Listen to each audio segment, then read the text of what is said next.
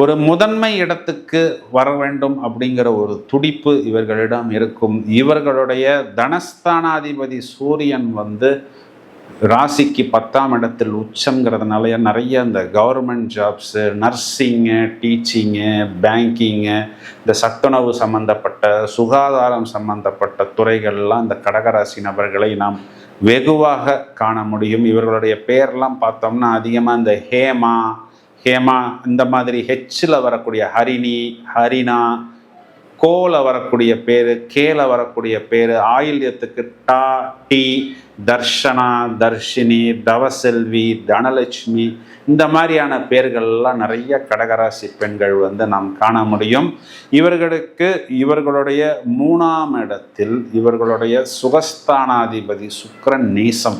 இப்போ நிறைய இடங்களில் பிறந்த வீடுகள்லேருந்து இவர்களுக்கு வர வேண்டிய அந்த சம்பத்துக்கள், அது இடம் பூமி சம்பந்தப்பட்ட சொத்துக்கள் சம்பந்தப்பட்ட விஷயமாக இருந்தால் அது மறுக்கப்படுகிறது. குறிப்பாக அது 3ஆம் வீடு அப்படிங்கிறதுனால இவர்களுடைய சகோதரர்களுக்குத்தான் அதிகம் கிடைக்கிறது.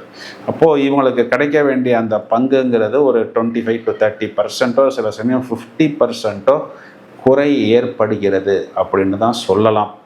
இவர்களுக்கு 4ஆம் வீட்டில் சாட்டர்ன் அப்படிங்கிற ஒரு கிரகம், அதாவது இவர்களுடைய 7ஆம் அதிபதி உச்சம்.